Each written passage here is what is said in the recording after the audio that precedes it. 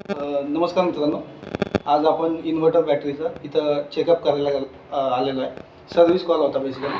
आता हा इन्व्हर्टर आपण पाहू शकता. इथं खाली मायक्रोटेकचा इन्व्हर्टर आहे आणि ही एक साईडची बॅटरी. तर ही इथं इंडिकेशन तुम्हाला पाहू शकता असाल तुम्ही इंडिकेशन. तर इंडिकेशनमध्ये असं दिसतं की बॅटरीचं पाणी लो आहे. तर आपण ते बदलून घेणार आहोत.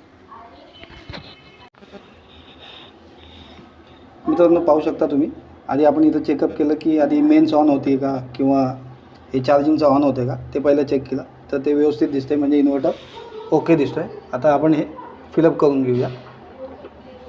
हे आपण मिनरल वॉटरच्या बॉटल आणलेल्या आहेत. अशा त्या बॉटल घ्यायच्या आणि हे एक एक एक एक याच्यामध्ये आपण फिलअप करून घेऊ.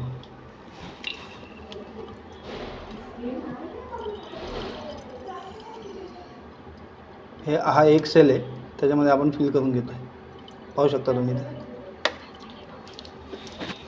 मित्रांनो, पाहू शकता तुम्ही असं हे indicator, water level indicator on केल्यानंतर हे वर दाखवायला लागलं. हे ग्रीन मार्किंग आहे, तिथपर्यंत आलं पाहिजे. इथं रेड मार्किंग आहे, ते तिथपर्यंत गेलं की समजायचं वॉटर भरायची गरज आहे.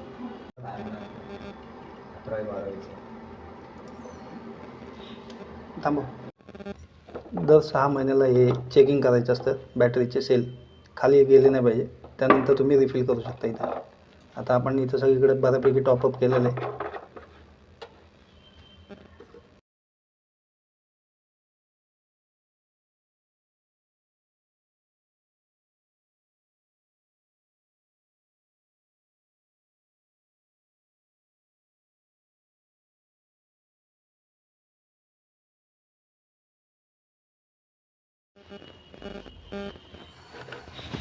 एक केबलचे टर्मिनल एकदा चेक करायचे.